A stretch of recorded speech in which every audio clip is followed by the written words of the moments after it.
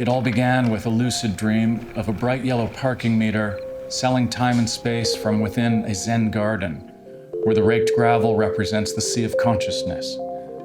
That vision became a reality and an act of sculpture in an ancient Zen temple in Kyoto last year.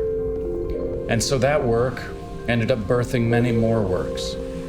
And this has been a process that's been very spontaneous and intuitive, very much in line with ideas from Zen Buddhism, and that is not to think, but to act.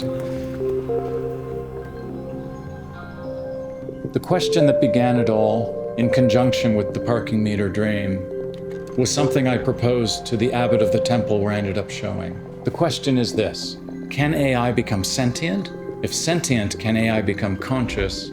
If conscious, can AI become enlightened? My tools are absurdity, and my work is often ridiculous. It comes into being spontaneously. There are videos and sound works and sculptures, assemblages. They come about quickly, and often when the work is done and I stand back, I wonder who did it, and I wonder what it means. Increasingly, I'm using ChatGPT to help me with that question. What does this artwork that I make mean? What is my psyche channeling? And this is fascinating. So the story is unfolding in a non-linear fashion.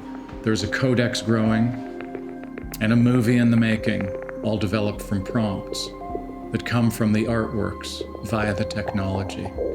So I'm asking, what are we becoming?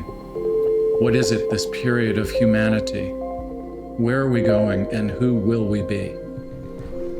As my time in Japan concludes, and as my research moves towards Athens and Turkey, I continue to consider how human systems of knowing and artificial intelligence systems of knowing may converge and/or collapse in the pursuit of higher consciousness. Ultimately, consciousness itself is what I'm interested in, the most marvelous of concepts we could imagine.